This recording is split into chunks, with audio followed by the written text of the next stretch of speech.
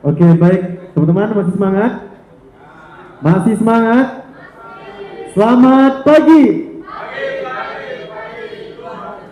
Oke, jadi kita bakal melanjutkan ke sesi kelima, yaitu terkait materi yang langsung disampaikan oleh Kak Bivitri Susanti terkait dengan advokasi isu sosial dan lingkungan. Kepada Kak Bivitri kami persilahkan.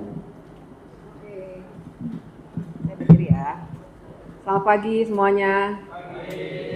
Assalamualaikum warahmatullahi wabarakatuh. Salam sejahtera, salam sehat, dan salam-salam lainnya. Saya nggak pernah hafal tuh banyak banget ya.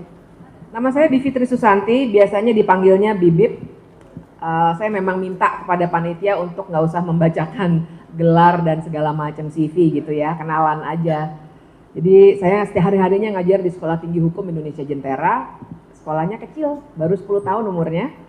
Dan sekolah itu sebenarnya justru untuk melawan cara untuk mengajar hukum pada umumnya. Tapi saya sendiri lulusan Fakultas Hukum UI S1-nya. S2-nya ada di University of Warwick di Inggris. Nah, teman-teman, jadi saya kira saya langsung aja ya. Tugas saya adalah, saya biasanya pakai timer kalau ngajar, nanti kalau enggak soalnya kepanjangan. Terus tadi saya ngobrol-ngobrol sama Mbak Dian, katanya yang pakai PowerPoint cuma Pak Kapolda aja ya. Oke, tapi saya pakai, kenapa? Karena kalau ngomongin advokasi kebijakan, itu bisa 3 hari 3 malam sebenarnya. Sementara, kenapa? Karena banyak banget, dan saya dengar dari Robert, katanya kemarin banyak yang sudah mulai nanya-nanya soal advokasi. Nah, jadi saya pakai PowerPoint untuk membantu saya sebenarnya supaya ngomongnya nggak ngalor ngidul. Tapi teman-teman nanti kita akan banyak sekali diskusi, kemudian nanti ada tanya jawab juga. Nah, bahkan saya mau mulainya dari diskusi, biar nggak pada bosen. Diskusinya adalah, kenapa sih kita melakukan advokasi? Yang mau jawab boleh langsung jawab atau tunjuk tangan. Teman-teman pasti sudah punya pengalaman. Udah punya pengalaman advokasi semua kan? Udah ya? Saya boleh lihat tangan-tangan yang naik ke atas nggak tentang siapa yang sudah pernah melakukan advokasi? Oke, cukup banyak ya, makasih. Yang nggak ngangkat tangan mungkin sebenarnya sudah juga loh. Tapi mungkin malu, tapi mungkin nggak merasa itu adalah advokasi. Atau menjadi bagian dari sebuah advokasi besar, itu adalah bukan advokasi. Padahal advokasi itu banyak banget. Tapi saya boleh dapat jawaban dulu ya. Kita tuh kalau melakukan advokasi biasanya kenapa sih?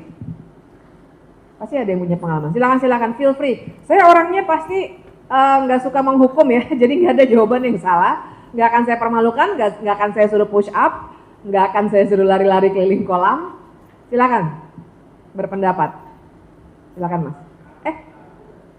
Siapa dulu nih? Oh iya, oke boleh. Ya, makasih atas kesempatannya Mbak. Simpelnya itu advokasi misalnya paling simpel serta awal dari apa yang kita aspirasikan. Mungkin tingkat lebih lanjutnya advokasi di litigasi dan tiga. Terima kasih. Simpelnya ini ya, menyuarakan pendapat, oke. Tentang suatu hal. Oke, yang lain silakan. Saya taruh di bawah ya. Ada tujuannya taruh di bawah. Oke. Mengapa kita penting untuk melakukan advokasi atau mengapa kita melakukan advokasi? Karena ketika suatu kebijakan itu tidak sesuai dengan rules yang ada, yang sesuai dengan aturan atau hukum, untuk melakukan pengawalan atau untuk mengarahkan kebijakan itu kembali kepada rules, kita perlu melakukan yang namanya advokasi. Namun tidak sesempit itu, advokasi juga bisa kita lakukan untuk melakukan pembelaan terhadap masyarakat yang termarginalkan misalnya, atau masyarakat yang terpinggirkan. Mungkin itu kenapa kita harus melakukan advokasi. Terima kasih. Baik, terima kasih. 2, sebelah sana ada lagi yang mau kasih biar agak imbang. Itu di belakang.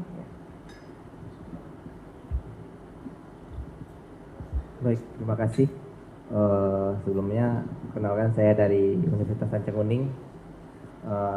Mengapa kita harus melakukan advokasi? untuk melakukan atau menyelamatkan hak manusia. Oke. Menyelamatkan Terima hak kasih. manusia.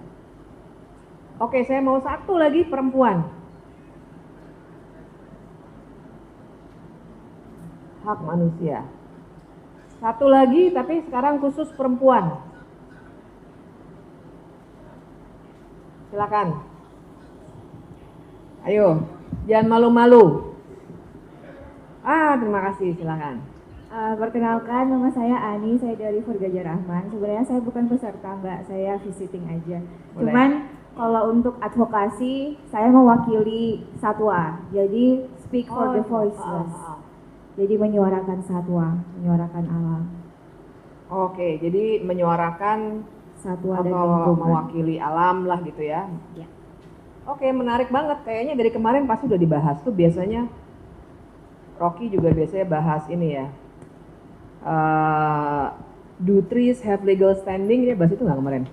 Bahas itu juga ya. Oke. Baik.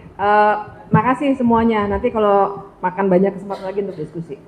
Tapi dari catatan ini menyuarakan pendapat tentang suatu hal aspirasi. Suatu halnya bisa sesama manusia, hak gitu, tapi juga bisa alam.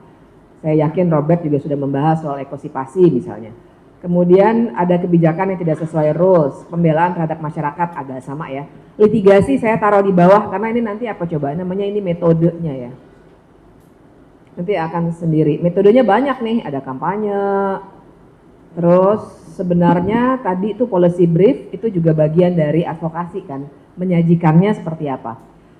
Nah, jadi ini nggak saya buang tapi saya simpan. Nah teman-teman jadi ini aja, nggak apa-apa. Saya emang orangnya suka macam-macam, pakai macam-macam. Jadi memang kalau misalnya kita refleksikan kan sama nih pada dasarnya ya. Kenapa sih kita melakukan advokasi? Kita mendorong perubahan itu satu, tapi kita juga melawan ketidakadilan, tapi juga ada yang ketiga nih, bertahan dari ketidakadilan. Defense kita, defense mechanism kita. Kenapa? Saya tuh ada kuliah di Jentera namanya advokasi kebijakan dan kuliah itu kadang-kadang kami buka untuk publik. Namanya kelas publik Jentera. Ada beberapa kelas publik yang memang kami tawarkan buat online supaya memperbesar pendidikan kewargaan. Nah, tapi akhir-akhir ini teman-teman ngerasa hal yang sama nggak sih? Akhir-akhir ini saya sering merasa kelas advokasi kebijakan yang saya ampu itu silabusnya mesti berubah gitu. Biasanya kalau orang memberikan materi soal advokasi kebijakan, termasuk kami di Jentera, lebih banyak modelnya itu advokasi kebijakan dalam konteks yang teknokratik. Apa tuh maksudnya teknokratik? Misalnya, kita dorong yuk supaya revisi KUHP, pada mengikuti ya, revisi Kitab Undang-Undang Hukum Acara Pidana, lagi hits banget nih, pentingnya luar biasa. Misalnya kenapa masyarakat sipil harus ikut mendorong supaya Kitab Undang-Undang Hukum Acara Pidananya yang kedengarannya hukum banget, tapi sebenarnya semua orang bakal bisa kena kalau lagi berhadapan dengan hukum tuh yang melindungi hak kita adalah hukum acara pidana. Nah itu semua orang harus ikut misalnya. Itu tentu saja penting sekali, penting. Tapi saya nggak mau menimbulkan persepsi di teman-teman bahwa advokasi kebijakan itu hanya soal mendorong undang-undang, mendorong perda, atau mencegah adanya undang-undang yang jahat, bilang aja gitu ya biar singkat ya, dan seterusnya. Nggak hanya itu. Akhir-akhir ini saya juga sering ngajak teman-teman mahasiswa untuk membicarakan soal apakah sebenarnya yang kita tuju itu perubahan kecil dalam tanda kutip, sekali lagi saya nggak mengecilkan advokasi yang saya sendiri sampai sekarang masih lakukan, tapi saya sebut dengan teknokratik. Mendorong transparansi pembentukan perda, bagus banget dong, tapi itu adalah konteks teknokratik saya menyebutnya. Sekedar untuk memetakan pikiran aja, ini bukan berarti ada yang boleh, ada yang nggak boleh, gitu, ada yang bagus, ada yang nggak bagus. Saya nggak kasih label itu, hanya untuk memetakan pikiran kita. Tapi apakah kita mau sesuatu yang besar? Dalam arti dia transformatif. Jadi dia nggak hanya mendorong undang-undang A, B, C, tapi dia misalnya merombak sebuah ketatanegaraan tertentu misalnya. Nah dari situ sebenarnya nanti kita boleh ya, teman-teman juga diskusinya boleh banget nanti berbicara soal apakah kita membicarakan gerakan sosial atau proyek jangka pendek. Lagi-lagi saya nggak mau kasih label bahwa proyek itu jelek, gerakan sosial itu bagus. Enggak, saya juga mengerjakan proyek-proyek advokasi teknokratik. Tapi pikiran kita nanti harus jernih gitu. Nah kalau saya bicara gerakan sosial, teman-teman kan bukan sekedar jargon ya, tapi literaturnya juga banyak tuh. Social movement, teman-teman bisa baca mulai dari Charles Tilly, McAdams yang tahu dari 20 tahun yang lalu. Tapi yang sekarang juga seru-seru banget, teman-teman pernah dengar penelitiannya ARC UI sama Polgov UGM nggak yang judulnya itu Gerakan Rimpang? Pernah dengar nggak? Belum pernah ya? Nah kalau gitu nanti kita bahas ya, Gerakan Rimpang. Tahu Rimpang nggak? Belum tahu ya? Rimpang itu, ada yang tahu? Rimpang adalah kayak, saya sebutkan aja dulu, jahe, kunyit, lengkuas, itu namanya rimpang. Yaitu tanaman-tanaman yang berakar dan menembus tanah secara luar biasa dengan simpul-simpul, dan itu sebenarnya bermanfaat banget buat kita.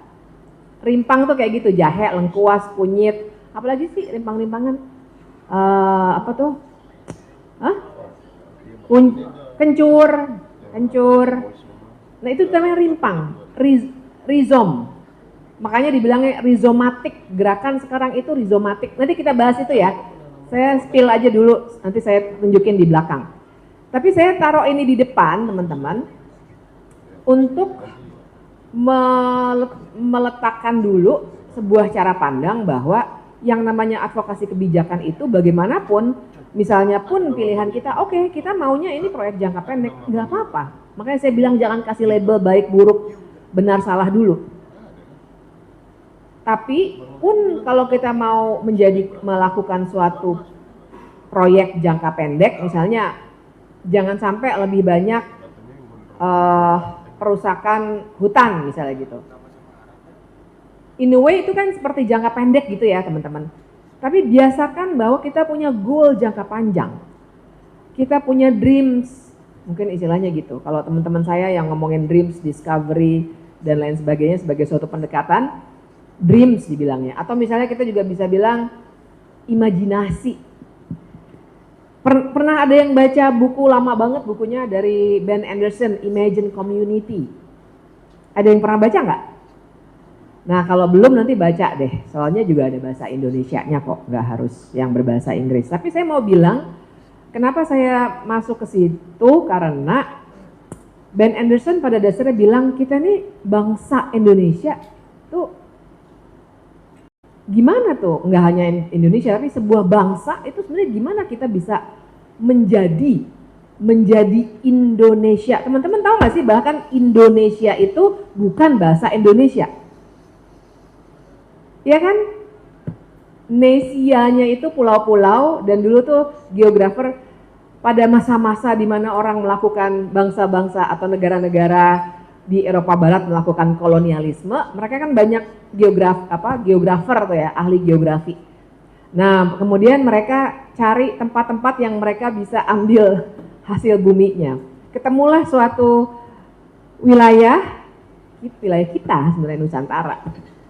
Yang kemudian mereka bingung ini apa, ini bukan India, karena mereka dengernya oh India tuh rempah-rempahnya luar biasa segala macam. Ketemu nih Indonesia gitu, tapi dia pulaunya banyak banget, dia nggak nempel di benua Asia nih. Nah terus ada seorang dari Jerman yang menamai kita, ini namanya Indonesia, Indonesian. Jadi ini bahkan nama kita aja bukan kita yang ngasih. Bahasa Indonesia misalnya, bahasa Indonesia juga ciptaan. Maksud saya mau balikin itu untuk ngajak teman-teman membayangkan bahwa kita ini, orang-orang Indonesia ini adalah sebuah komunitas yang begitu plural dan seringkali diuji pluralitasnya, agamanya beda-beda pasti. Kemudian penampilan fisiknya berbeda, ya kan? Ada yang rambut keriting, mata sipit, mata belok, rambut lurus kayak saya. Karena kita berbeda suku bangsa. Tapi kita keren banget jadi satu. Kenapa bisa jadi satu? Karena ada imajinasi bersama tentang bangsa ini. Dulu dipicu oleh kolonialisme. Itu persis tuh kalau teman-teman baca risalah sidang BPUPK, Badan Penyelidik Usaha-Usaha Persiapan Kemerdekaan, memang ada kesamaan nasib penjajahan yang bikin kita menjadi negara. Tapi menjadi bangsa itu ada, kalau Ben Anderson bilangnya gitu, ada imajinasi bersama dari banyak sekali orang yang sebenarnya aslinya tuh memang beda-beda. Nah, tapi saya bawa-bawa imajinasi karena saya pengen bilang kalau generasi sekarang teman-teman punya imajinasi yang berbeda dengan tahun dulu, tahun 1920-an, tahun kan pergerakan nasionalnya gitu ya, 1908, 1920, 1945, milestone-nya kira-kira itu. Kalau sekarang teman-teman punya imajinasi yang berbeda tentang diri kita, boleh nggak? Boleh, nggak ada masalah. Nah, tapi imajinasi itu menurut saya yang harusnya menuntun kita pun ketika melakukan advokasi. Oke, kita mau dorong misalnya yang kemarin kita lakukan, saya asumsikan semuanya ikut lah ya sedikit banyak walaupun mungkin di media sosial aja, ada yang mungkin turun ke jalan dan segala macam. Ketika bulan Agustus ada kita semua melakukan sebuah metode gerakan sosial yaitu demonstrasi. Kita sebenarnya misalnya kalau kemarin tuh kan hashtagnya kita lepasin dulu perdebatannya ya, hashtagnya genuine atau tidak dan apa politik di belakangnya kita lepaskan dulu. Kita masuk ke metode advokasinya. Ada hashtag bubarkan DPR, ya kan? Bubarkan DPR. Makanya kemudian dibilang itu yang membubarkan DPR tolol, katanya gitu ya, kata Ahmad Saroni ya. Nah, tapi kan di balik itu sebenarnya nanti kita akan lihat juga itu adalah cara simbolisasi gerakan. Tapi di balik itu sebenarnya kan orang-orang yang turun ke jalan ketika itu maupun bermain di media sosial, saya menggeneralisasi tentu saja, sebenarnya tidak sedang ingin betul-betul bubar-bubarin DPR. Tapi mereka punya imajinasi. Indonesia akan lebih baik kalau wakil-wakil rakyat seperti ini. Nah itu yang saya bilang imajinasi. Mereka walaupun nggak akan seragam, pasti imajinasinya beda-beda. Tapi sesungguhnya saya menduga sangat kuat bahwa ada imajinasi bahwa semua pengen keluar dari apa yang mereka rasakan selama ini. Imajinasi tentang Indonesia yang lebih baik, yang nggak usah kabur aja dulu, yang nggak usah segala macam lah. Itu yang saya sebut imajinasi. Jadi saya taruh ini di depan, sekali lagi nanti bakalan teknis banget. Tapi saya taruh di depan supaya teman-teman membiasakan bahwa kalau kita bikin advokasi, mau itu proyek jangka pendek, mau itu hal kecil, mau itu mendorong perda, mencegah ada undang-undang yang jahat dan seterusnya, harus ada goalnya tuh sebenarnya apa. Jadi jadikan misalnya mendorong perdanya keluar, terus wah happy banget kita sukses, keren banget kita udah berhasil dalam perjuangan. Belum tentu.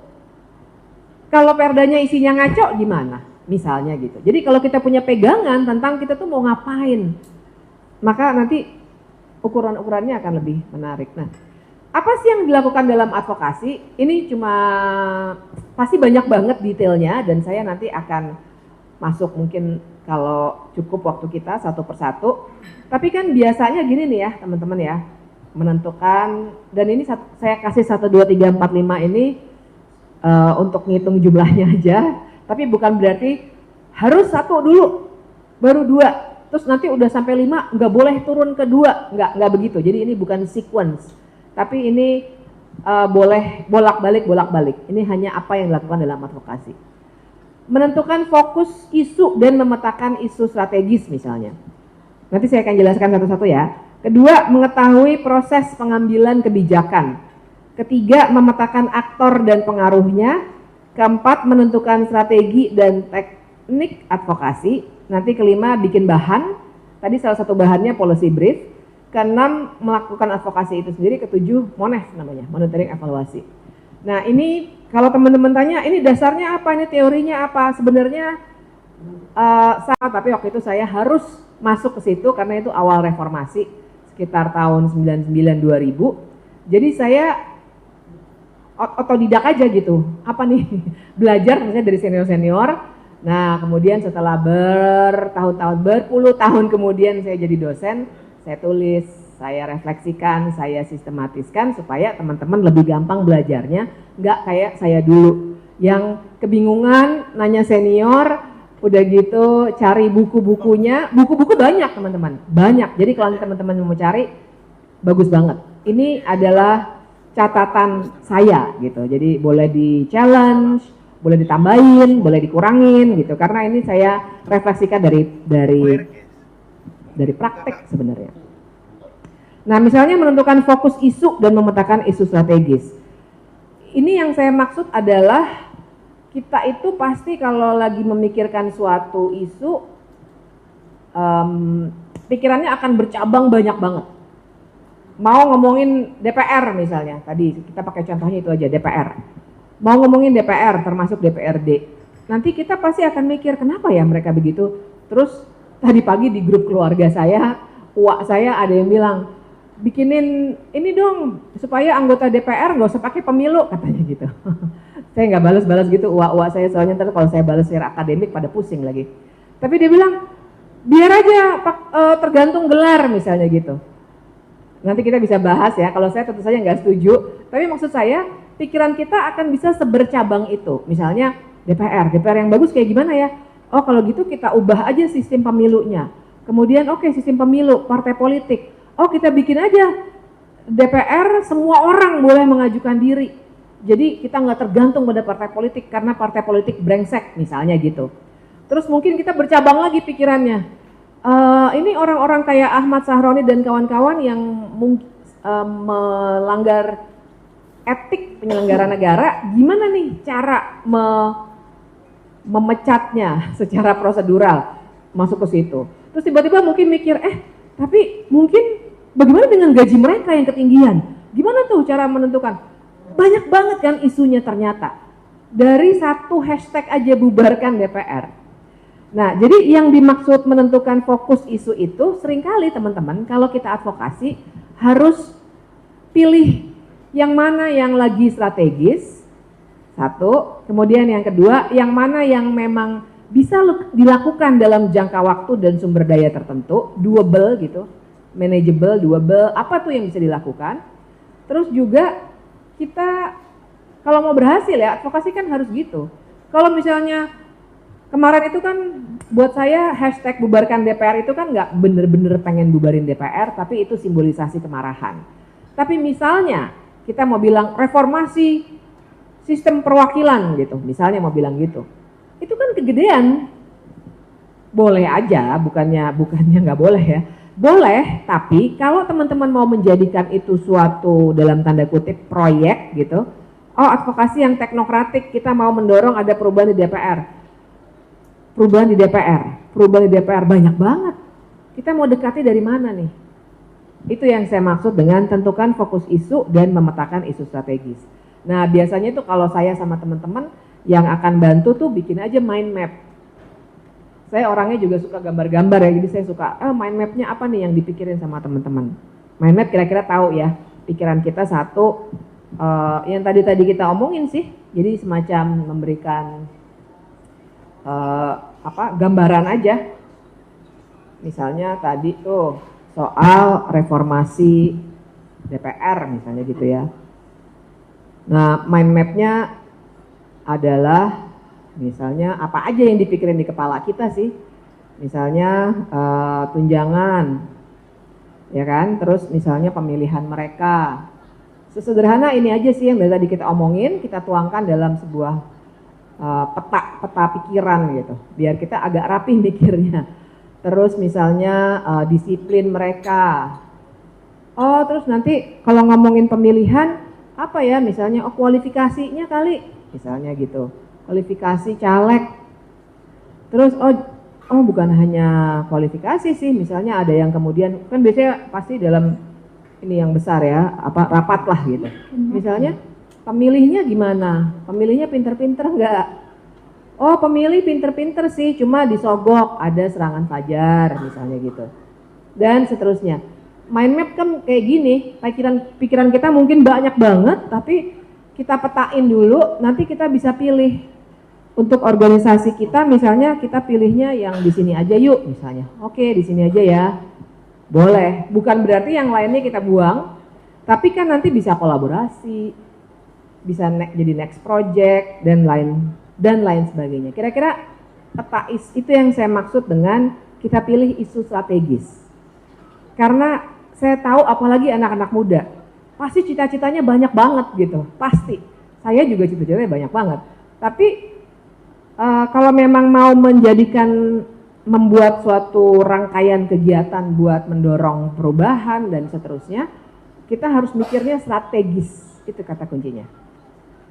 Jangan naif, kira-kira gitu, nanti kita bisa bahas ya. Nah, biasanya tuh faktor yang mempengaruhi strategis itu momentum, terus sumber daya kita, terus kemungkinan kolaborator, dan seterusnya. Kemudian mengetahui proses pengambilan kebijakan, ini catatan saya biasanya, itu tadi ya, saya suka ngasih tuh catatan yang sifatnya teknokratik. Jadi saya akan ngingetin tuh biasanya pada mahasiswa, cari tahu ya, maksud saya adalah riset dulu please. Jadi jangan asal tolak. Padahal misalnya undang-undangnya belum dibahas, belum masuk program legislasi nasional, atau misalnya mau mendorong perda, padahal kita harus pelajari misalnya kalau mau bikin undang-undang, mau bikin perda, pasti ada yang namanya perencanaan. Kalau daerah itu propem perda, kalau di pusat tuh namanya program legislasi nasional. Kalau nggak masuk situ, wah itu biasanya berat tuh, lobby politiknya misalnya. Itu kan hal kecil-kecil teknis yang mungkin teman-teman, itu urusan tim teknis, boleh banget. Biasanya kan bagi tugas ya, tapi lakukanlah riset itu. Sebenarnya poin besarnya itu bukan sekedar mengetahui proses pengambilan kebijakan, tapi do your research. Supaya nanti ketika bikin rencana advokasi, teman-teman juga nggak chaos gitu, kesana kesini. Bahkan tadi ada yang ngasih catatan kalau litigasi gimana? Yes, litigasi adalah salah satu metode advokasi. Tapi kan berarti mesti diriset dulu. Oke, mau litigasinya kemana nih? Contoh misalnya, yang lagi dilakukan teman-teman di Jakarta itu salah satunya misalnya mau melawan kekerasan budaya yang dilakukan oleh Menteri Kebudayaan Fadlizon yang ingin menjadikan Soeharto pahlawan misalnya. Orang kan langsung berpikirnya metode advokasinya, oke, kita bikin diskusi. Misalnya kita udah sih bikin waktu itu kami sempat protes di depan Kementerian Sosial, udah gitu audiensi sama menteri dan seterusnya. Tapi kan yang namanya advokasi teman-teman, makanya nanti kita gali bareng-bareng ya, itu metodenya bisa banyak banget. Apa yang kemudian dilakukan, hal lain yang dilakukan oleh kawan-kawan, sekarang baru minggu lalu kami daftarkan perkara ke Pengadilan Tata Usaha Negara untuk menggugat perkataannya Fadlizon, terutama yang tentang perkosaan Mei 98 yang dia bilang itu nggak ada, misalnya gitu. Sempat ada yang bilang, jadi maksud saya tuh do your research tuh kayak gini. Sempat misalnya waktu kami lagi rapat besar ada yang bilang, oh kita ke MK aja. Boleh, tapi apa yang mau di challenge? Karena MK itu menguji undang-undang. Undang-undang apa? Cari lagi misalnya gitu. Atau kita bisa gugat perdata aja deh. Oh perdata, ya siapa Fadlizonnya? Oke, perdata itu biasanya pihak sama pihak ya. Jadi nggak kayak pidana gitu. Tapi kemudian setelah didiskusikan, oh kalau menggugat penguasa, pemerintah, itu harus ke PT UN, bukan ke perdata, misalnya gitu. Oke, kalau gitu makanya kami ke PT UN. Perbuatan melawan hukum oleh pemerintah itu harus ke PT UN. Kalau kita masukinnya ke perdata, pasti sama hakim langsung ditolak. Dibilangnya salah kamar gitu kira-kira. Kompetensi absolut namanya. Tapi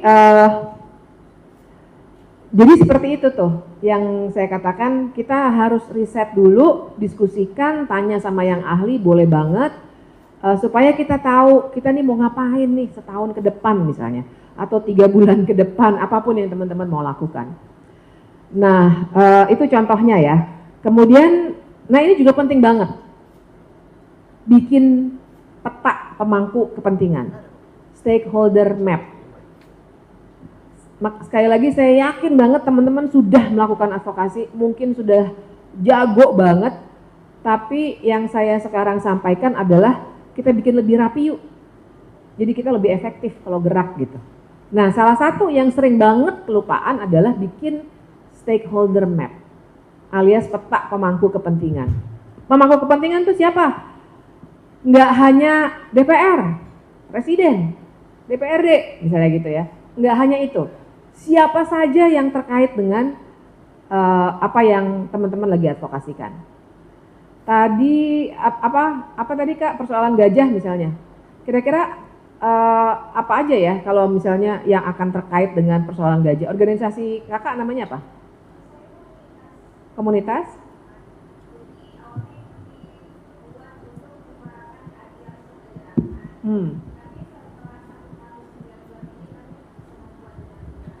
Oh oke, donasi-donasi. Iya, jadi fokusnya udah nggak di Gajah Rahman aja, meskipun Gajah Rahman tetap menjadi fokus utama. Tetapi saat ini kami juga memperhatikan gajah-gajah di PLG-PLG lain. Oh oke. Nah ini buat contoh aja ya. Jadi kira-kira kalau menurut Kakak saya akan membantu dan merevisinya. Kira-kira stakeholdernya siapa saja? Stakeholdernya ya? yang untuk kasus Rahman itu ada kepala balai, Balai Taman Nasional, lalu ada dan jajarannya itu kan ke atas, berarti kan ke kementerian atas. Lalu yang kedua adalah Kapolda Riau, dan ini gubernurnya. Oke, ada NGO atau kolektif lain nggak? Ada, namanya FKGI, Forum Konservasi Gajah Indonesia, FKGI. Oke, ada lagi? Kayak Walhi gitu-gitu ada. Yang Walhi, WWF. Oke. Walhi, WWF. Dan juga ini sih FKH, Fakultas Kedokteran Hewan. Oh ya, berarti akademisinya lah ya. Akademisinya juga. FKH, universitas, pokoknya semua lah ya. Iya. Kampus-kampus gitu, Betul. terus aja gitu. Oke, ini contoh yang menarik banget nih. Ada lagi nggak kira-kira yang mau ditambahin? Masyarakat. Nah, masyarakat tuh gimana tuh? Ada kayak sebagai komunitasnya. masyarakat ini kan banyak yang pecinta satwa, tetapi mereka nggak tahu nih wadahnya kemana. Misalnya. Nah, salah satunya kan Gajah Rahman ini dibuat untuk menyuarakan gajah-gajah dalam keadaan yang menyedihkan. Karena biasanya kematian gajah itu ditutupi oleh instansi, oleh Kementerian Kehutanan, lalu BKSDA dan ke bawah-bawahnya. Nah, Walhi, WWF, dan FKGI itu memiliki kerjasama dengan pemerintah. Mereka terkadang tidak bisa begitu, kritiknya tidak bisa begitu keras karena mereka terkait dengan proyek dan segala macam. Nah, For Gajah Rahman ini kan independen, jadi kami ingin menjembatani gap yang hilang itu, kritik yang keras itu. Gitu. Oke, baik, terima kasih. Ini contoh yang menarik banget dan enak dibahasnya. Jadi saya senang sekali nih, sudah kelihatan kan tips pertamanya. Jangan batasi hanya pada policy makers. Policy makersnya kan ya ini nih, pemerintah lah pada dasarnya. Tapi tadi bagus banget tambahin, masyarakat juga harus masuk dalam peta kita. Misalnya gitu. Terus dianalisis lebih lanjut, oh ternyata ada yang kerjasama dengan pemerintah. Terus masuk juga akademisi. Nah jadi teman-teman nanti sebaiknya kalau teman-teman bikin rencana advokasi itu dipetain semuanya, akademisi, bahkan sampai sejauh nama-nama. Jadi biasanya tuh saya kasih tipsnya kira-kira begini nih, kita brainstorming dulu, kalau ini kan tadi buat contoh aja ya, brainstorming dulu isunya segala macam. Sudah gitu buat kategori-kategori, kita mau kategori itu maksud saya gini, karena biasanya saya spill dulu sedikit ya gambarnya ya. Saya waktu di kelas tuh sesederhana gini aja teman-teman, sesederhana pakai post-it. Saya di kelas tuh biasanya bentuknya tuh kalau di kelas saya memang latihan langsung, masing-masing boleh milih isu gitu.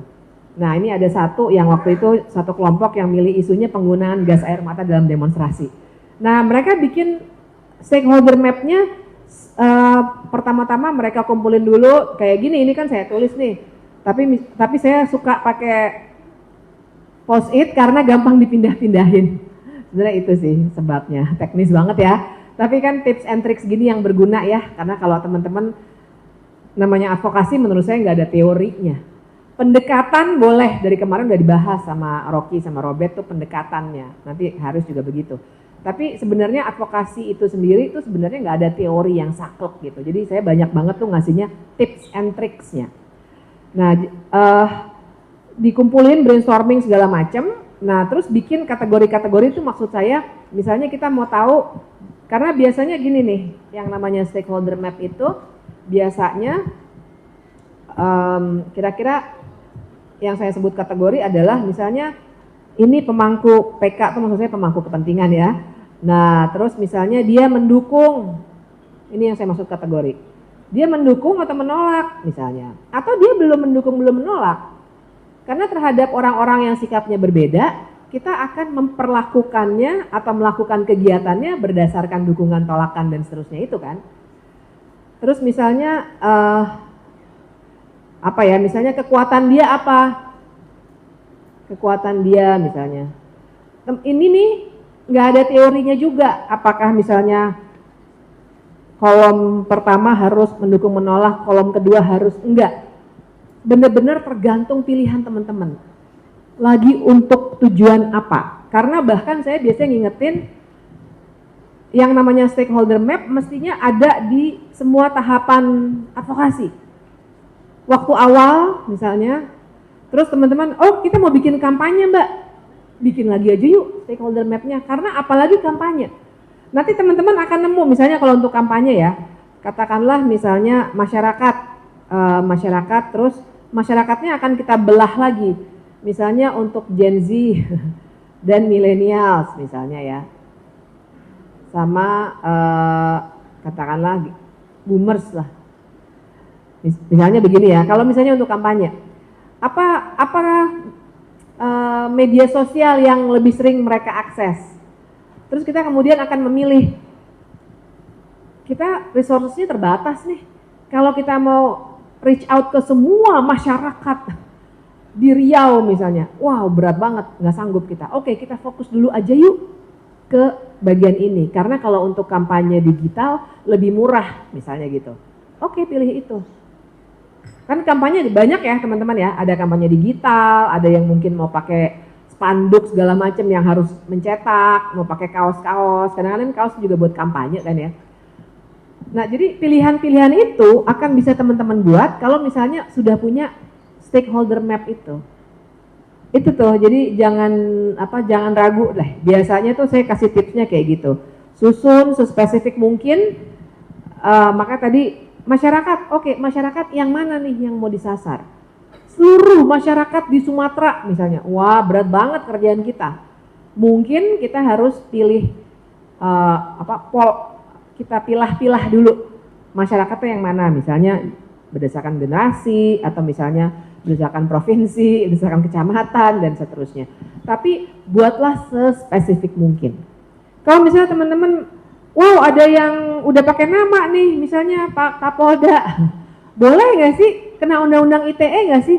Teman-teman kalau bikin stakeholder map ini dokumennya nggak kita sebarkan.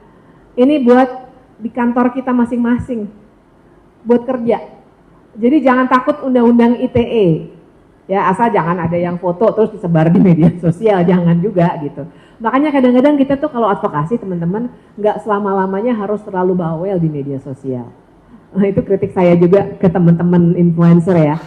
Kadang-kadang teman influencer tuh kayak kemarin heboh itu si Afu dan kawan-kawan Think Policy yang bikin 17+8 kan, orang heboh di media sosial dia jawab-jawabin. Akhirnya dia diserang. Saya bilang udah Fu, nggak usah diserang, nggak usah jawab-jawabin. Nggak semua hal harus di-share di media sosial. Sering sekali, pasti nih yang udah sering advokasi tahu, sering sekali advokasi yang berhasil itu justru yang nggak kelihatan di media sosial. Biarkan media sosial jadi cara untuk kita kampanye. Tapi nggak usah semuanya di-spill, misalnya lagi rapat sama Pak Kapolda, spill karena keren.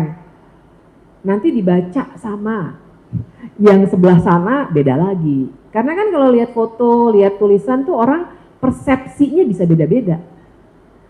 Jadi hati-hati dengan itu. Kalau di media sosial pribadi ya terserah. Tapi maksud saya kalau tujuan advokasi hati-hati. Sama satu lagi tips yang juga sering saya kasih. Advokasi yang berhasil itu atau seorang advokat kebijakan yang baik menurut saya itu nggak usah yang sok pengen tampil gitu. Kan sekarang banyak nih, apalagi dengan media sosial. Ada klaim-klaim yang sering kali muncul, ada tuh misalnya waktu ambil contohnya yang sudah berlalu dan real aja. Misalnya waktu itu rame-rame perempuan-perempuan mendorong undang-undang tentang tindak pidana kekerasan seksual. Itu rame-rame tuh. Nah pas bagian akhir yang foto-foto sama anggota DPR itu pada berebutan supaya bisa masuk Instagram. Yang beneran kerja siang malam gak tidur, bikin kampanye, bikin policy brief segala macem, bahkan ngedraft rancangan tandingan, malah ya udah lu aja sana ambil panggung. Tapi banyak sekali hari-hari ini orang tuh pengen tampil gitu. Padahal kalau saya merasa advokat kebijakan yang jago ya, itu justru yang gak kelihatan. Tapi dia sebenarnya bisa membuat perubahan. Dan emangnya tujuan advokasi apa sih? Buat fame? Kan enggak ya? Bukan buat kita terkenal gitu. Menurut saya, dan saya ingin ngajak teman-teman mikirnya gitu. Banyak sekarang influencer yang melakukan advokasi tapi tujuannya, ya influencer kan tujuannya juga ekonomi ya. Jadi lebih banyak memperbanyak follower, nanti juga belakangan mungkin setahun lagi kalau udah semua udah reda jadi follower udah banyak nanti bisa dimonetisasi ya kan, ada banyaklah brand jadi brand ambassador segala macam. Kalau menurut saya kita para aktivis mahasiswa apalagi tujuannya bukan untuk ketenaran tapi emang buat melakukan perubahan.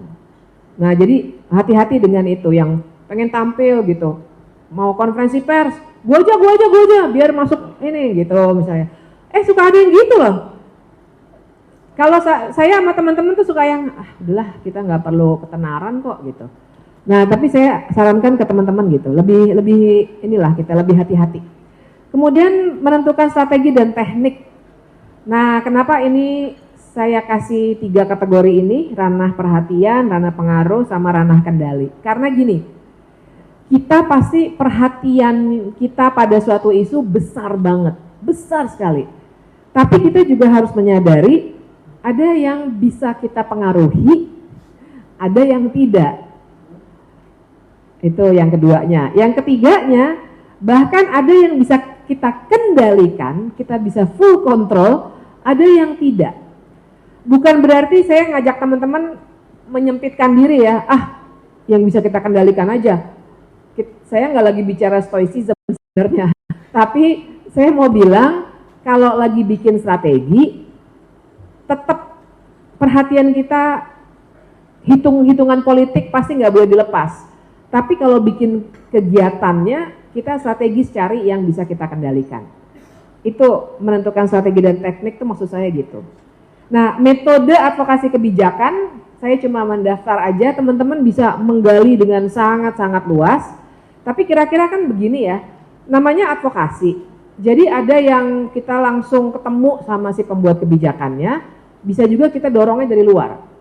Ini saya secara sederhana aja, dan saya sengaja tulis DLL di bawah, maksudnya supaya feel free teman-teman kembangkan, pasti banyak metode baru yang mungkin saya sendiri belum tahu. Misalnya kalau bertemu langsung dengan policy makers pasti rapat, lobby, ya, lobby sama negosiasi. Saya selalu harus tulis dalam batas-batas etik karena kita jauhilah. Kadang-kadang tuh saya ngasih training advokasi kebijakan tuh juga buat korporasi karena mereka sekarang ada profesi yang namanya GovRel, Government Relations. Jadi saya selalu ngingetin kita nggak boleh bayar, nggak boleh menyuap ya guys gitu. Bukan cuma menyuap uang ya, tapi misalnya menegosiasikan keuntungan-keuntungan politik dan seterusnya. Kemudian diskusi tertutup, bisa juga ke pengadilan, litigasi dan seterusnya. Tapi ada yang dari luar tuh, Misalnya aksi seni. Kalau teman-teman sempat nonton tanggal 30 apa tanggal 1 ya. Ada misalnya teman-teman di tim tuh Dewan Kesenian Jakarta bikin seni lawan tirani. Saya juga ikut di situ, tapi mereka memang berkesenian. Sebenarnya pesannya adalah warga jaga warga. Jadi lebih karena waktu itu lagi di Jakarta lagi rusuh betul ya, 28, 29, 30 gitu. Jadi pesannya tuh warga jaga warga. Nah, para seniman mereka bikin orang-orang bernyanyi, ada Holil, ada Kunto Aji, segala macam nyanyi bareng-bareng, terus bikin instalasi seni, berpuisi, Ayu Utami, segala macam. Itu kan sebenarnya cara untuk advokasi. Ada juga ya tentu saja diskusi publik, kampanye dan kampanye digital, nanti kita bahas sendiri, dan juga tentu saja ada unjuk rasa, alias demonstrasi. Demonstrasi itu juga memang metode, dan itu sah menurut hukum, bahkan hak konstitusional. Bahkan ada undang-undangnya tentang menyatakan pendapat di muka umum, nama undang-undangnya tahun 99. Nah, saya spesifik ke kampanye aja karena ini nih biasanya 1 semester nih saya ngasihnya. Kampanye aja yang spesifik karena ini yang pasti yang sering banget teman-teman lakukan. Di sini saya ingin ngasih catatan tips and tricksnya adalah soal bagaimana kita mau kampanye yang efektif, teman-teman. Kan kampanye itu bisa yang kayak tadi saya bilang barang-barang cetak, misalnya pengen bikin kaos, bikin spanduk, bikin baliho, itu kan kampanye juga sebenarnya. Atau teman-teman mau bikin kampanye media, yang paling sederhana pasti sering banget dilakukan adalah konferensi pers. Tapi saya mau bilang kenapa enggak, misalnya teman-teman ngedatengin satu-satu kantor-kantor media di lokal maupun di Jakarta. Misalnya saya sering banget ketemu teman-teman mahasiswa tuh datang kalau acara bocor alus, karena boleh nonton loh itu, tinggal ngajuin surat aja, boleh nonton di situ misalnya. Tapi kan nggak cuma nonton, nanti ada interaksi segala macam. Kampanye yang paling katanya murah, tapi sebenarnya kalau mau serius mahal juga, namanya kampanye digital. Nah, saya ingin menekankan bahwa kampanye itu biasanya akan sangat menyumbang pada kesuksesan advokasi kalau kita kasih call to action. Jadi kita nggak hanya lempar isu. Akan sangat baik untuk pendidikan politik dan untuk kesuksesan advokasi kalau ada call to action-nya. Call to action-nya apa? Misalnya ikut sebarkan, misalnya kalau yang sederhana itu kan zaman sekarang Instagram ada template tuh, ikut menyebarkan, itu aja. Orang yang mungkin tadinya nggak terlalu peduli, dia merasa involved, dia merasa keren, dan itu bagus dalam advokasi. Atau tanda tangan change.org, bikin petisi online, itu juga namanya call to action. Nah, kemudian ini simbolisasi dalam kampanye dan gerakan, kan banyak tagar ya, reformasi di korupsi, saya salah nulis kok, plus sih tadi pas ngetik saya salah, aturan tentu saja hashtag maksud saya, reformasi di korupsi, Indonesia gelap, peringatan darurat, warna, ya kan warna sekarang gitu kan ya, ada resistance blue yang diambil dari itu yang di atas tuh peringatan darurat, terus ada yang kemarin dipakai anak-anak 17+8, yang diambil dari ibu-ibu yang pakai jilbab pink, namanya jadinya sekarang dibilangnya Brave Pink. Terus ada yang Hero Green karena Afan Kurniawan yang dilindas. Nah, itu tuh simbolisasi gerakan. Ada juga tentu saja Jolly Roger. Saya mau bilang begini aja nih, maksud saya adalah seringkali teman-teman untuk mendorong isu tertentu atau mau membangun gerakan sosial, kita memang butuh yang namanya simbolisasi itu. Secara teori itu juga ada tuh. Kalau bicara tadi ya Tilly, McAdam tentang social movement, itu ada misalnya hal-hal yang diulang-ulang misalnya. Seperti misalnya lagu-lagu sekarang, lagu-lagu perjuangan kan banyak ya. Bukan hanya darah juang, ya kan? Tapi misalnya Mars Mahasiswa atau dan segala macam.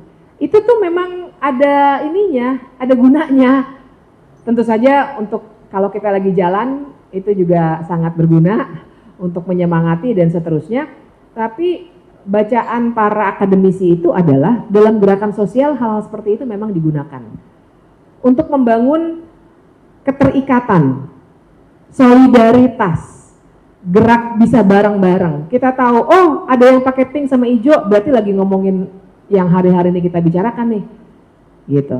Jadi bukan penyeragaman, tapi itu cara untuk melakukan kampanye dan mendorong gerakan sosial. Dan nanti teman-teman tadi saya bilang itu hanya daftar yang saya buat berdasarkan pengalaman, tapi nanti liarkan aja dulu apa yang teman-teman pikirin untuk melakukan kampanye atau dorongan gerakan sosial itu. Karena caranya macam-macam kok. Misalnya ya, saya nggak taruh foto-foto di sini karena takut kepanjangan. Misalnya waktu itu tuh lagi ICW misalnya bikin yang dia bilang lempar jumroh ke koruptor. Tentu saja nggak literally ngambil batu terus dilempar-lempar. Apa yang mereka lakukan? Fotonya koruptor dipajang, udah gitu orang-orang yang, even orang-orang lewat disuruh, ayo ikut yuk. Orang kan seneng juga ya, ngelemparin cat. Misalnya gitu. Itu kan aksi teatrikal sebenarnya. Tapi bikin orang jadi aware. Oh iya ya, kita harus nih, jumroh itu kan melempar setan sebenarnya gitu ya. Jadi kita lemparin pakai cat aja biar nggak ngerusak gitu. Tapi kan itu cara sebenarnya. Yang keren banget dan sangat berani itu waktu ibu-ibu Kendeng, tahu nggak, yang menyemen kakinya. Karena mereka lagi protes pabrik semen yang merusak lingkungan di Pegunungan Kendeng. Mereka itu berani banget sih. Tapi hitung-hitung aja ya masalah soal-soal itu. Tapi saya mau bilang metode ini banyak banget. Jangan batasi, liarkan dulu aja. Nanti kan kalau rapat begini ada saling challenge ya kan. Ah nggak setuju gue ini ngerusak nih, jangan deh. Ntar kita cepat ditangkap lagi, cepat dibubarkan. Oke, simpan dulu ya di situ ya. Oke, terus ada lagi nggak ide lain gitu. Jadi liarkan aja dulu. Itulah proses dalam advokasi biasanya seperti itu. Nah, dan kemudian membuat bahan-bahan advokasi. Pasti ya, tadi itu policy brief, kemudian juga banyak, intinya adalah lagi-lagi tips and tricks. Kalau teman-teman punya stakeholder map, nanti akan lebih bisa enak tuh. Misalnya, oke, untuk si pembentuk kebijakan kasih policy brief yang disampaikan Mas Lutfi tadi. Karena mungkin juga mereka nggak sekedar bisa baca tulisan-tulisan di Instagram, tapi misalnya untuk masyarakat mungkin nanti kita kasihnya yang lain, mungkin bentuknya komik atau apa misalnya ya. Atau untuk yang lainnya mungkin bentuknya reel atau video-video pendek di TikTok dan seterusnya. Jadi enak kalau ada stakeholder map. Kita tahu, kita bahkan mau bikin bahan advokasinya kayak apa. Nah bagian terakhir nih, ini kayaknya saya mau bahas tadi. Saya balikin lagi ke yang awal saya kasih, advokasi dan gerakan sosial. Jadi teman-teman, advokasi itu kan dilakukan dalam sebuah situasi politik ya. Jadi kita nggak bisa mengandaikan kita maunya undang-undangnya seperti ini, kita sebut saja A. Terus kita percaya bahwa kalau kita advokasi undang-undangnya pasti jadi A. Sangat mungkin undang-undangnya jadi B, C, D dan seterusnya. Kenapa? Akan ada negosiasi politik. Akan ada kompromi yang harus dilakukan. Saya percaya bahwa nggak mungkin ada advokasi yang 100% berhasil. Pasti ada perbedaan-perbedaan. Nah, jadi saya ingin ngajak teman-teman untuk membaca situasi-situasi politik itu. Bacalah misalnya yang pertama pasti institusi dan prosedur formal politik dan hukum. Maksud saya kita petakan. Ini apa sih yang terjadi misalnya hari ini dengan elit kekuasaan. Saya menduga dalam perbincangan kemarin dan hari ini nanti teman-teman akan bahas ini juga. Kita harus baca peta elit juga karena dalam sistem politik Indonesia tumpuan kita memang di level elit politik itu. Nah, kita membaca situasi itu. Jadi jangan hanya ambil yang formalnya, tapi yang formalnya itu yang oranye kotaknya, tapi baca juga yang hijaunya kotaknya di depan di PowerPoint saya. Baca konfigurasi aktor-aktor politik. Misalnya nih, nggak bisa kita polos-polos aja, makanya saya sering ngingetin teman-teman yang oke, kita mau dorong undang-undang misalnya undang-undang masyarakat adat gitu. Oke, bagus. Tapi kita harus baca dulu ini dengan karakter pemerintahan yang sekarang, kira-kira bagaimana respons dari masing-masing institusi politik formal. Oke, kita advokasinya ke DPR deh. Baca dulu. DPR itu ada 9 fraksi, semuanya adalah fraksinya pendukung pemerintah. Karena sistem politik kita. Misalnya gitu ya. Ya kan? Teman-teman masih menyadari itu kan? Siapa ketua partai? Cuma satu ketua partai yang nggak ada di kabinet. Cuma satu tinggal sisa. Jadi maksud saya itu yang saya maksud dengan kita baca situasi itu. Jadi kita nggak naif, nggak polos-polos amat gitu ketika advokasi. Baca juga konfigurasi politiknya. Oke, Pak Prabowo. Siapa di sekeliling Pak Prabowo? Teman-teman kalau rajin nonton Bocor Alus Politik misalnya akan bisa tahu bahwa wow ternyata darurat militer sempat diajukan. Tapi nggak jadi. Kenapa nggak jadi? Itu kan bacaan politik yang menurut saya teman-teman mahasiswa harus rajin lakukan. Nanya sama senior boleh banget. Saya baru aja diskusi sama beberapa kawan mahasiswa di Jakarta soal membaca situasi politik. Tapi jadi jangan polos-polos amat. Jadi kita tahu ketika kita mau ketemu misalnya sama orang elit politik, oh ini penanda saya udah harus menyelesaikan. Maka yang kita sampaikan seperti apa, apakah harus tertutup atau tidak, dan seterusnya. Contoh konkretnya nih, waktu 17/8 itu kan juga kawan ya. Kalau menurut saya ya, kita tuh kalau lagi advokasi dan membangun gerakan sosial tuh tahun 98 tuh suka ada yang ngingetin ada kawan, teman, rekan, lawan. Kawan, teman, rekan, lawan. Kira-kira teman-teman tahu bedanya ya? Mungkin yang kita misalnya di sini kita semua nih kawan gitu. Tapi mungkin ada yang nggak usah dimusuhin, mereka bukan lawan. Tapi mungkin mereka adalah teman. Ada juga yang mungkin agak jauh sedikit rekan sebenarnya. Tapi jangan dimusuhin tuh, bukan lawan kita. Sesungguhnya lawan kita adalah apa gitu. Misalnya oligarki gitu. Nah tapi misalnya 17/8. 17/8 itu bukan kawan dekat saya, tapi mereka teman. Nah jadi waktu mereka kan diundang memang. Ini para influencers itu ya, Jerome Pauline segala macam itu loh. Mereka emang diundang sama pimpinan DPR, sama elit politik.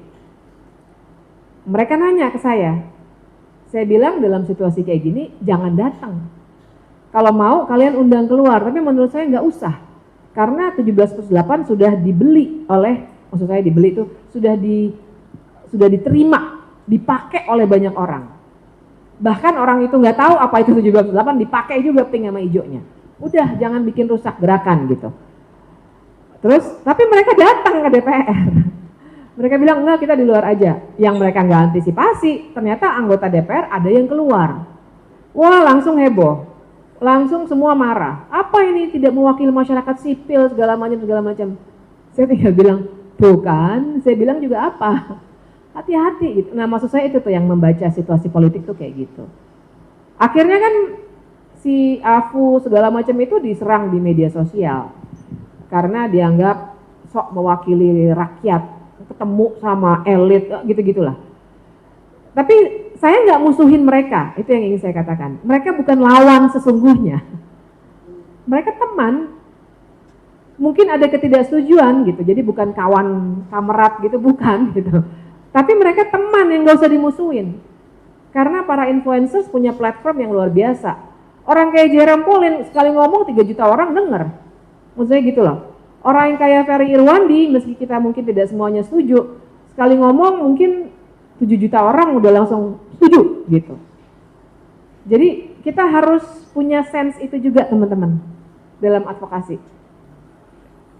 Advokasi itu nggak hanya teknokratik, kita harus baca situasi seperti itu. Baca situasi global juga, ya kenapa Pak Prabowo kemudian harus ke Cina waktu itu, dan tanggal 23 Presiden memang harus ke acara UN. Tanggal 23. Pada tahu nggak? Maksud saya itu bacaan situasi global.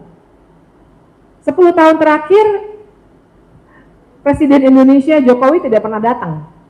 Nggak pernah datang. Sekarang Prabowo mau datang tanggal 23. Bacaan kita apa? Itu UN, acaranya PBB.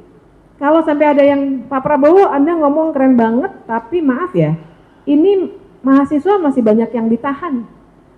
aktivis masih banyak yang ditahan, Del Pedro dan kawan-kawan. Bagaimana tanggapan Pak Prabowo? Misalnya gitu, kan bacaan kita masih kayak, itu yang saya maksud dengan situasi global. Kita baca juga. Makanya teman-teman ada yang udah ngundang UN Special Rapporteur ke Indonesia, waktu soal statistik, Celios mengadukan pemalsuan statistik ke PBB misalnya. Kita semua udah interconnected gitu. Nah, bagian terakhir jadi saya kira ini sekedar catatan supaya nanti teman-teman banyak membaca. Dan ini satu yang pikiran saya soal hal ini banyak sekali dipengaruhi oleh Robert sebenarnya. Karena dia nulis banyak soal republikanisme ya. Tapi kira-kira beginilah refleksi saya.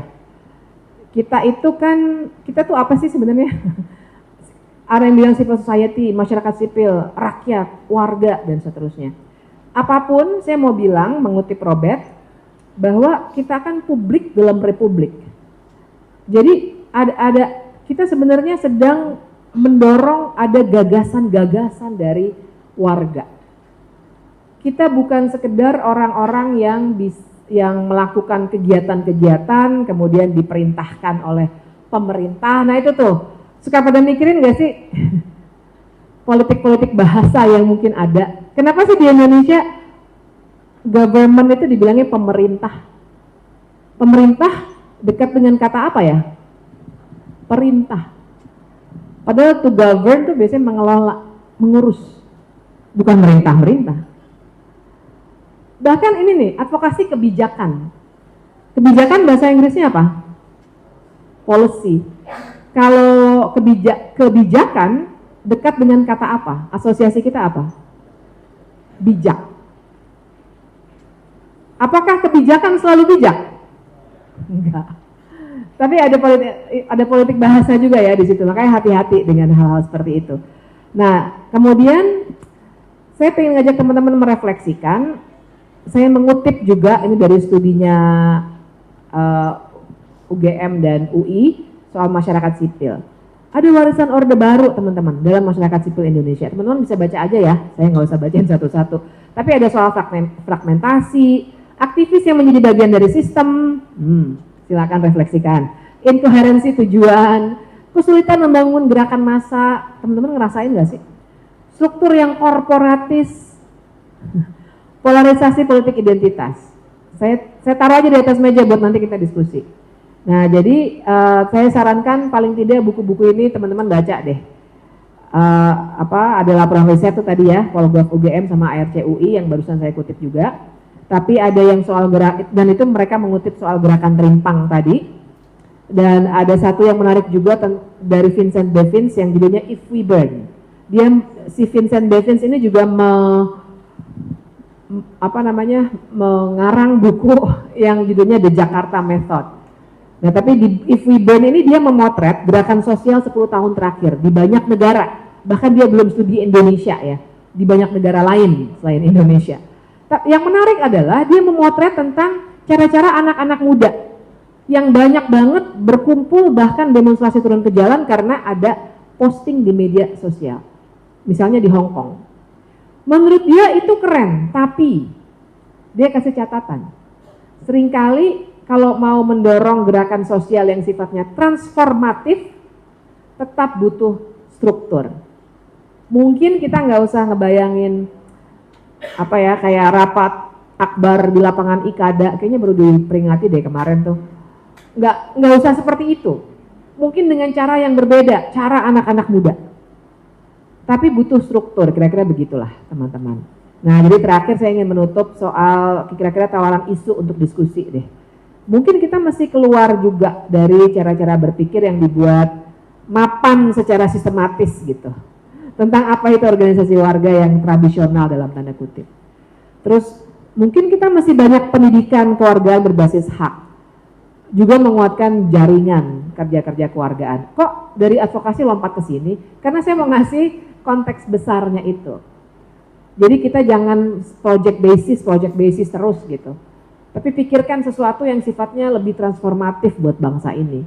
Balik lagi ke poin awal saya soal yang namanya kita mengimajinasikan kembali kita nih mau jadi bangsa yang kayak apa sekarang. Jangan mau teman-teman cuma dikasih beban. Generasi emas 2045 atau Agen perubahan sosial itu kan label beban yang ditaruh ke pundak teman-teman. Tapi putuskan sendiri mau ngapain sebenarnya. Imajinasi baru tentang Indonesia kayak apa. Mungkin nggak berubah, mungkin. Tapi at least kita pikirin dulu. Jangan jalan kayak robot aja gitu ketika melakukan advokasi. Oke, saya berhenti dulu di situ supaya kita ada ruang buat diskusi. Terima kasih. Silakan saya kembalikan ke moderator. Oke, baik, terima kasih sekali Mbak Fitri yang sudah memberikan materi terkait advokasi, isu sosial dan lingkungan. Nah, jadi teman-teman, materi ini masih ada kaitannya dengan materi sebelumnya yang disampaikan oleh Pak Robert juga, Mas Lutfi, dan juga ada Bung Rocky dan juga satu lagi Pak Kapolda. Tadi juga sudah disampaikan bagaimana hal yang harus dilakukan dalam advokasi, dan tadi juga sudah dijelaskan juga contohnya dari teman kita visiting dari komunitas gajah ya Kak ya. Ya betul. Jadi yang harus diperhatikan itu pertama kita harus strategis nih dalam melakukan suatu advokasi. Dan yang kedua itu menentukan stakeholder dan juga tadi juga sudah dijelaskan terkait dengan peta pemangku kepentingan. Terus yang ketiga ada strategi dan teknik advokasi yang tadi sudah dijelaskan ada 3 ranah. Itu ada ranah perhatian dan juga ranah kendali dan satu lagi. Dan yang terakhir itu kita juga harus pandai dalam menilai atau membaca situasi gitu ya Kak ya. Oke, selanjutnya kita bakal membuka sesi diskusi. Tentu teman-teman sudah menyiapkan bahan diskusinya nih Kak. Oleh sebab itu mari kita buka sesi diskusi. Kami silakan kepada teman-teman semuanya, silakan. Wow, banyak sekali nih Kak. Jadi untuk itu boleh semuanya turunkan tangannya dulu. Kita hitung sampai 3 ya. Hitung sampai 3. 1 2 3. Oke, boleh teman kita yang baju marun silakan. Oke, kita silakan. Assalamualaikum warahmatullahi wabarakatuh. Saya Wahyu dari mahasiswa psikologi Universitas Muhammadiyah Malang. Yang pertama yang mungkin saya sampaikan adalah mengutip apa yang dikatakan oleh Bung Rocky bahwasanya orang yang menggunakan PowerPoint itu kan biasanya adalah orang yang tidak mempunyai power dan tidak mempunyai poin gitu. Nah, tetapi dalam kesempatan ini, itu kan, dalam kesempatan ini PowerPoint yang kemudian dimunculkan oleh Bu Putri justru menurut saya sangat punya power dan sangat punya poin seperti itu.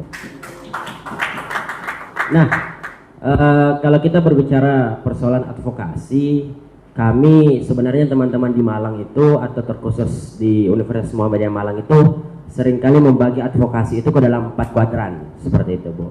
Kuadran yang pertama misalnya dalam bentuk nanti menggunakan policy brief, kemudian kuadran kedua menggunakan advertising, kuadran ketiga lobby, rapat dan lain sebagainya macam yang sudah dijelaskan tadi.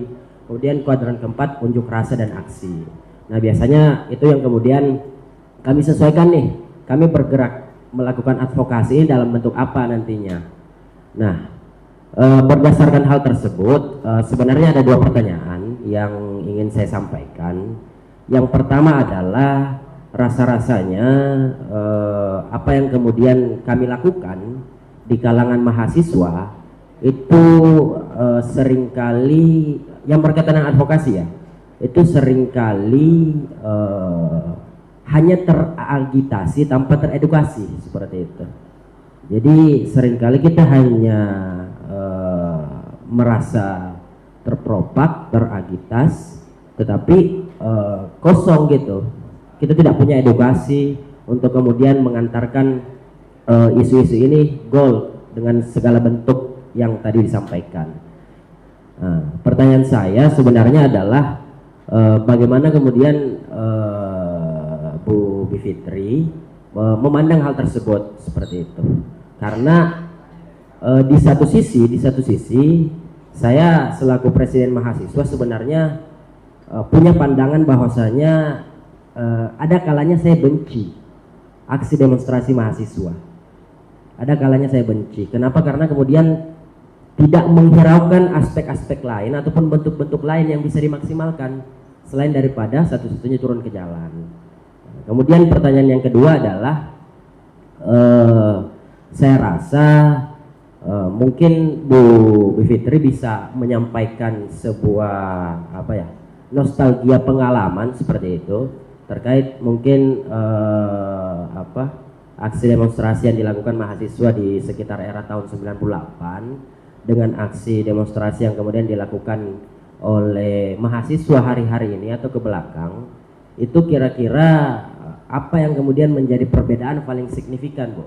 Selain daripada pengaruh sosial media dan selain daripada tindakan-tindakan reaksionis yang kami rasa hari-hari ini mahasiswa hanya berkutat di sana seperti itu. Nah, kurang lebih itu poin saya yang bisa saya sampaikan. Terima kasih. Assalamualaikum warahmatullahi wabarakatuh.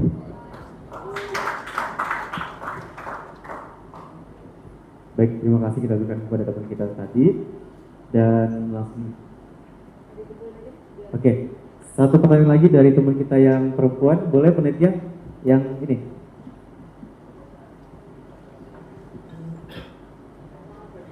Silakan. Assalamualaikum warahmatullahi wabarakatuh. Perkenalkan, nama saya Sajidatul Fa'alawiyah dari Institut Teknologi dan Bisnis Riau Pesisir, sekaligus Sekretaris Pusat Seluruh Riau. Saya mau menyampaikan, kami mahasiswa kan sering disebut sebagai agent of change yang memiliki intelektual dan energi. Saya dari Dumai, saya mau menyampaikan di Dumai itu salah satu kota industri di Riau, dan saya mau dan pencemaran di Dumai itu pernah mencatat standar pencemaran yang sangat berbahaya, yaitu dicatat dari ISPU adalah 831 itu sangat berbahaya.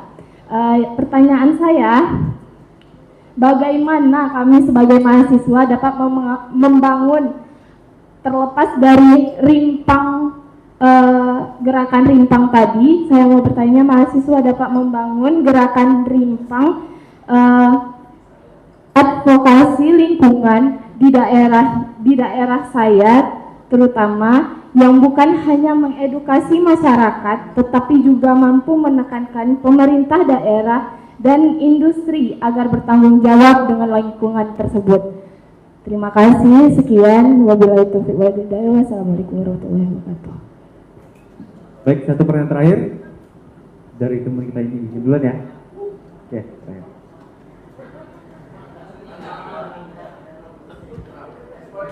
Baik, bismillah. Izin Bapak Ibu Pres semuanya, izin Mbak Bibit, saya Dodi Irwansa, mahasiswa Universitas Andalas, kebetulan Fakultas Hukum juga, mahasiswa dari Bang Ferry Amsari.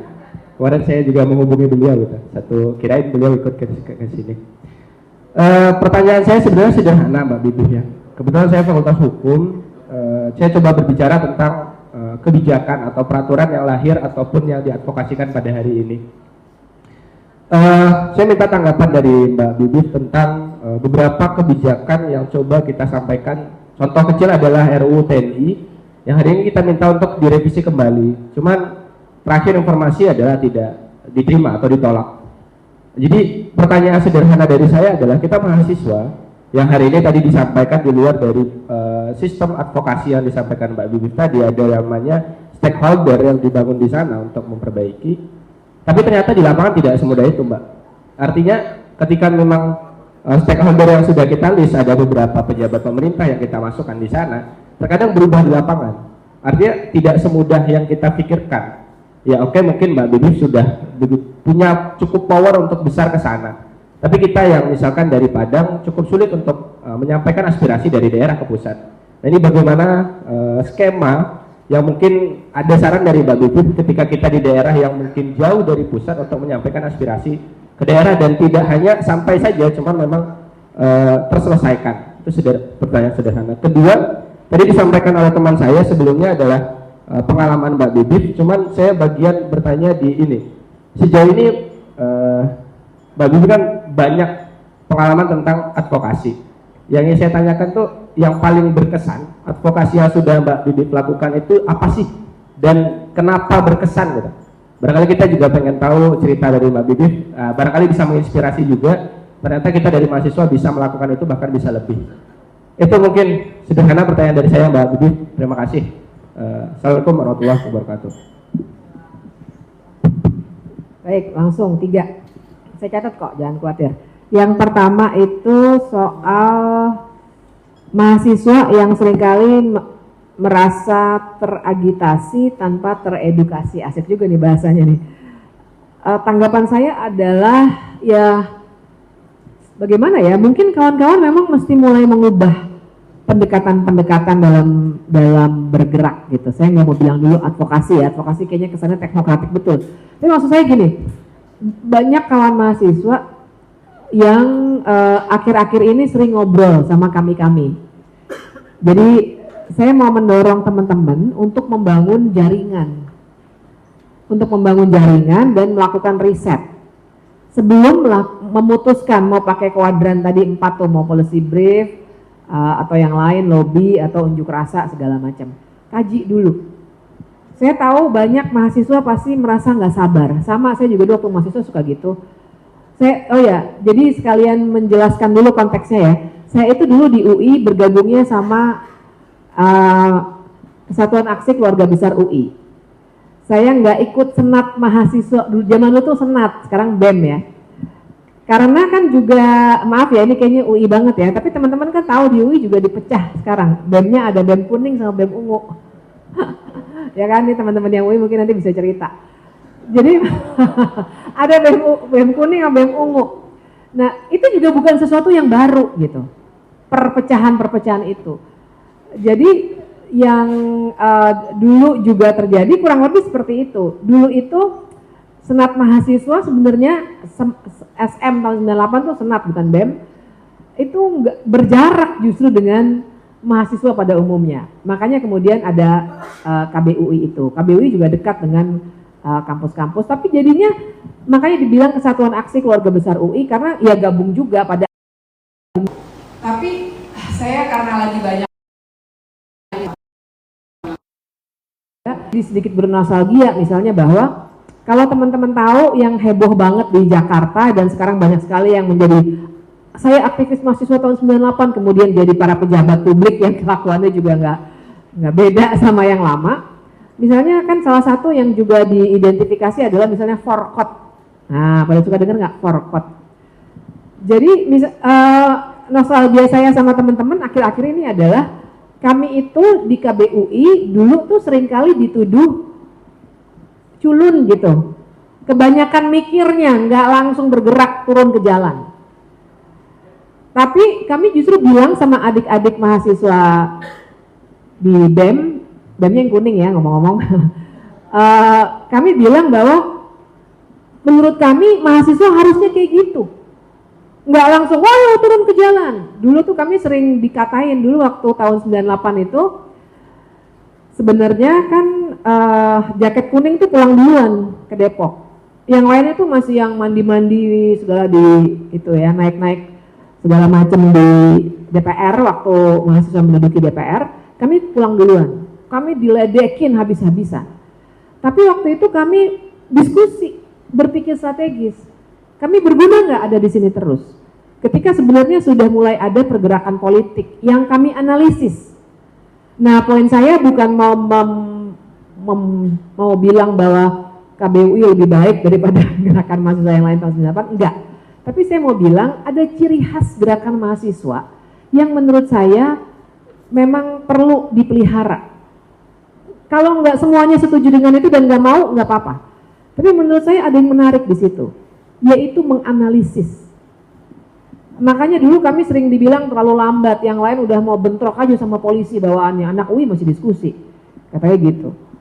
Tapi menurut kami juga nggak bener kalau langsung, oh kita lawan aja polisi ya. Enggak sih, menurut saya analisis dulu. Strateginya kayak gimana sebenarnya? Gerakan mahasiswa nggak sekedar cari martir. Sampai ada yang meninggal terus, oh kita udah punya martir nih segala macam, nggak gitu. Kalau sampai ada yang meninggal kita mesti sedih dan marah. Kami minggu depan tuh mau memperingati kematian Yap Yun Hap, dulu mahasiswa Fakultas Teknik UI yang meninggal. dalam kasus Semanggi 1. Nah, jadi bahwa ada martir dan seterusnya itu bukan sesuatu yang dicari gitu. Tapi kerjaan mahasiswa kan intelektual. Sebenarnya kita nih sama nih potnya. Saya dosen juga akademisi, mahasiswa juga akademisi. Jadi sebenarnya alat kita yang paling utama menurut saya adalah pikiran kita, analisis kita. Bukan sekedar fisik kita mau berantem sama polisi. Enggak, saya nggak setuju itu. Kalau pada suatu saat kita dihadapkan pada situasi seperti itu, juga strategis. Gimana caranya di lapangan? Ada lagi kan metode aksi segala macam, mungkin itu teman-teman udah pada punya lah ya. Nah, tapi jadi saya pengen bilang soal teragitasi dan teredukasi itu sangat baik kalau misalnya teman-teman banyak melakukan juga, nggak hanya diskusi keluar. Mungkin kita punya cita-cita yang indah sekali untuk membangun pendidikan politik kewargaan, bagus banget, tapi juga ke dalam. Yang kami lagi dorong ke teman-teman adalah mahasiswa yang sempat ketemu sama kami, bikin juga diskusi di fakultas-fakultas kecil-kecil. Kalau mau bikin kayak gig gitu, band segala macam atau apalah gitu, klub pembaca segala macam di kampus, bikin. Jadi kita semacam juga punya target advokasi dalam tanda kutip, teman-teman mahasiswa yang kuliah pulang, kita ajak untuk peduli. Dan peduli nggak banyak caranya gitu. Nah, barangkali dugaan saya, dugaan ya bukan tuduhan, banyak teman-teman yang nggak melakukan itu, tapi udah langsung oke, kita reaktif nih, ada undang-undang TNI, oke, kita mau unjuk rasa kapan? Nah, itu sebenarnya memang kita harus cepat. Makanya akan lebih baik kalau kita mikirnya dalam konteks gerakan sosial itu. Jadi teman-teman yang BEM itu kan kelemahannya masa hidupnya sedikit ya. Pada mau ganti kepengurusan kapan ayo? Sekitar bulan November nggak sih biasanya? November, Desember gitu ya. Makanya kami pas ngomong sama teman-teman BEM di tempat lain, ya bentar lagi kita ketemunya sama orang yang berbeda. Makanya kami bilang sama teman-teman itu, kalian mulai bangun supaya gerakan mahasiswa nggak berhenti ketika kamu udah nggak jadi pengurus BEM.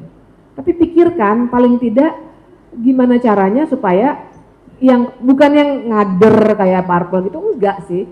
Tapi bangun kesadaran politik itu sebagai kerja-kerja yang sifatnya kontinum gitu. Kalau lagi nggak ada isu apa-apa, nggak ada undang-undang TNI, nggak ada undang-undang KUHAP, tetap bikin.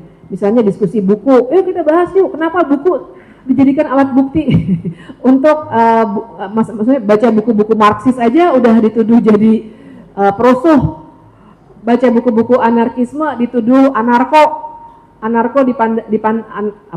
ada istilah demonstrasi yang anarkistis merusak, artinya padahal anarki beda misalnya gitu ya. Itu misalnya didiskusikan ke teman-teman yang mungkin belum banyak tahu soal itu. Nah, jadi saran saya seperti itu. Sehingga tadi udah agak nostalgia ya sedikit ya, tapi perbedaannya ini pertanyaan menarik sih. Selain media sosial, ya barangkali perbedaan besarnya di situ tuh. Dan sekali lagi saya nggak bisa menggeneralisir. Jadi waktu itu kami sering berdebat sama anak-anak Forkot, karena anak Forkot maunya ribut sama polisi. Tapi kalau kami di KBWI analisis dulu. Jadi mungkin, jadi saya nggak bisa menggeneralisir Angkatan 98 kayak gini, nggak juga. Sebagian kecil tuh banyak mengedepankan cara-cara seperti itu. Terus juga contoh lainnya mungkin agak sedikit nostalgic. Pada tanggal 13-14 Mei itu kan kami di Salemba ya, dan kami itu udah bersatu lah gitu. Nah, kan mulai rusuh tuh, dan Salemba itu tempat dekat dengan peristiwa pembakaran segala macam itu, karena di Jakarta rusuh kan, Mei 98 teman-teman, mengerikan banget. Nah, kemudian kami ngumpul lagi, mesti ngapain nih? Terus ada bacaan-bacaan, ini ngaco nih, ini ada disengaja segala macam gitu ya, teman-teman saya kira udah sering dengar. Oke, mahasiswa jangan ada yang keluar, misalnya, dijaga semua. Di Salemba nggak ada yang keluar, saya agak bandel sih saya waktu itu keluar karena saya pengen tahu, habis itu dimarahin karena nggak disiplin. Tapi disiplin itu juga hal yang perlu banget. Nah, saya kira jadi bedanya mungkin di situ.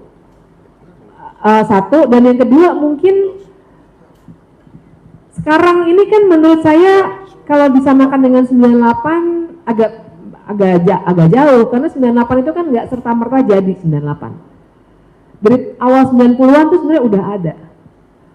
Pecah 96 kuda tuli. Yang terjadi hari ini dengan para aktivis yang ditangkap, diburu loh menurut saya tuh teman-teman semuanya. Itu yang sebenarnya agak mirip dengan yang terjadi pasca kuda tuli 96. Kan waktu itu banyak sekali yang ditangkap, diculik, nggak pulang sampai sekarang.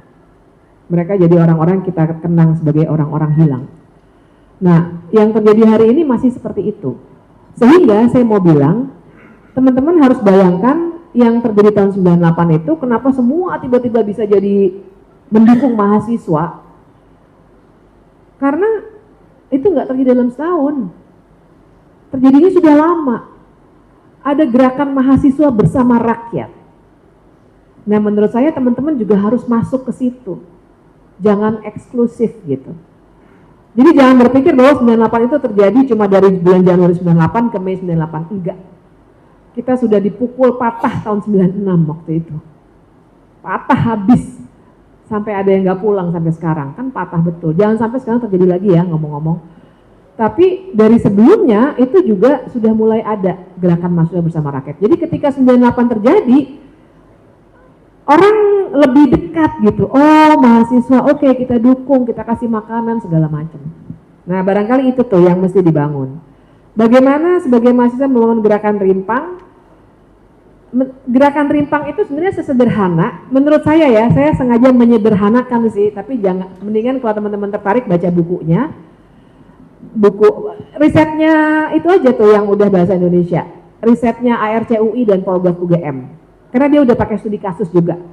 Mereka membahas blok politik pelajar gitu-gitu. Bahwa sekarang aktivis itu semakin muda.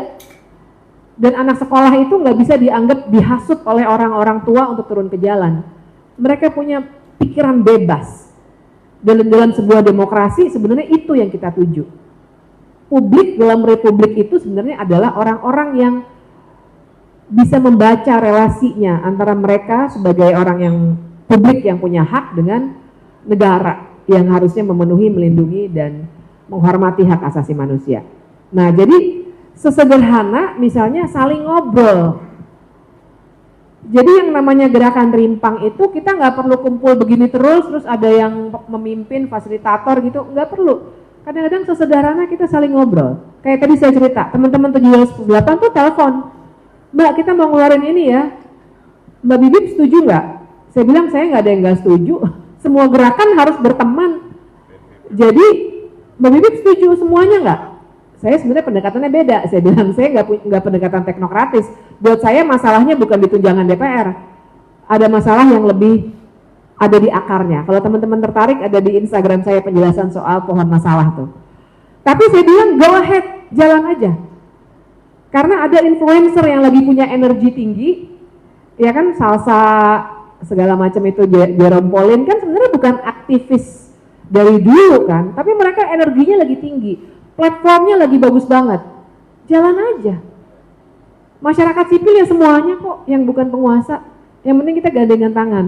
Jadi kayak gitu dulu tuh telepon, terus bikin grup, ngobrol, biar saling tahu aja. Ngunjungin Pedro dan kawan-kawan di Polda Metro Jaya misalnya. Terus teman-teman gerakan perempuan, kita juga mau ya, oke. Ini yang kurang ya, bawa buku, nggak boleh bawa pulpen buat nulis-nulis, bawa makanan boleh, ngobrol. Sebenarnya gerakan rimpang sesederhana itu. Sama mahasiswa juga begitu. Mahasiswa lagi sering ngobrol sama saya dan teman-teman. Untuk tujuan itu. Nah terakhir soal apa tadi ya? Soal bagaimana di lapangan ya. Kira-kira banyak yang berubah di lapangan, bener banget.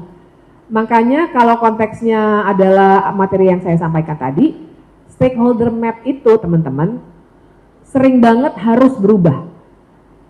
Sekedar bercerita misalnya, dan ini menjawab pertanyaan juga, kalau advokasi mana yang menurut saya paling menarik selain tadi ya 98 ya, 98 tentu saja itu yang mengubah hidup saya. Dulu saya pengen jadi lawyer sebenarnya biar kaya, tapi gara-gara 98 saya berubah ke hukum tata negara. Saya dulu ngambilnya, kalau yang anak UI pasti mungkin tahu, saya dulu ngambilnya hukum bisnis, dan saya udah praktek di law firm, tapi gara-gara karena saya pengen cepet kaya, jadi corporate lawyer cepet kaya. Tapi gara-gara 98 itu mengubah hidup saya sehingga saya sekarang di sini sama teman-teman. Nah, tapi di luar itu kalau advokasi juga sekalian merespon soal cepatnya berubah di lapangan. Saya pernah advokasi yang mengesankan itu waktu itu untuk mendorong undang-undang Aceh. Tahunnya udah lama banget. Tahunnya tahun 2005-2006. Kenapa itu berkesan? Karena waktu itu saya dalam posisi bareng-bareng dengan orang-orang Aceh dan orang Acehnya itu campur antara warga sipil dengan DPRD pemerintah. Tapi Aceh karena Aceh lawan pusat gitu. Saya interaksi di segala macam. Sehingga yang ingin saya katakan terkait dengan kondisi lapangan yang berubah, kami tuh bikin stakeholder map-nya di papan kayak gini. Waktu itu time frame-nya kecil karena kan ada MOU Helsinki waktu itu ya. Jadi harus selesai 2006. Tapi kami mau inklusif banget sama teman-teman. Jadi ada jaringan demokrasi Aceh namanya. Yang di Jakarta saya sama teman-teman rame-rame imparsial, kontras, YLBHI semua. Tapi ada yang di Aceh. Nah, mereka bikin masif banget diskusi-diskusi dengan masyarakat. Nah, jadi tiap hari itu berubah. Nah, jadi poin saya adalah teman-teman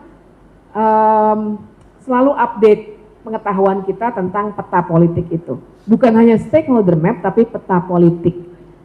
Karena bahkan di situasi hari-hari ini, yang bisa dibaca pada tanggal 28 Agustus, dengan yang dibaca pada 30 Agustus, dengan yang dibaca pada hari ini, setelah beberapa menteri itu diganti, reshuffle, segala macam, yang menggantikan juga tentara dari masa lalu ya, yang jadi Menko, itu kan ada bacaan-bacaan politiknya. Nah, itu kita harus terus update. Jadi kalau misalnya teman-teman merasa, mahasiswa banyakkan diskusi, yang penting turun ke jalan, menurut saya enggak sih. Karena nanti turun ke jalan pun bisa dipengaruhi oleh keselamatan kita, maksud saya, bisa dipengaruhi oleh bacaan politik kita. Nah, kira-kira gitu. Mungkin saya berhenti aja dulu di situ, kalau masih mau ngobrol, kan nanti kita masih bisa berjumpa secara informal. Terima kasih.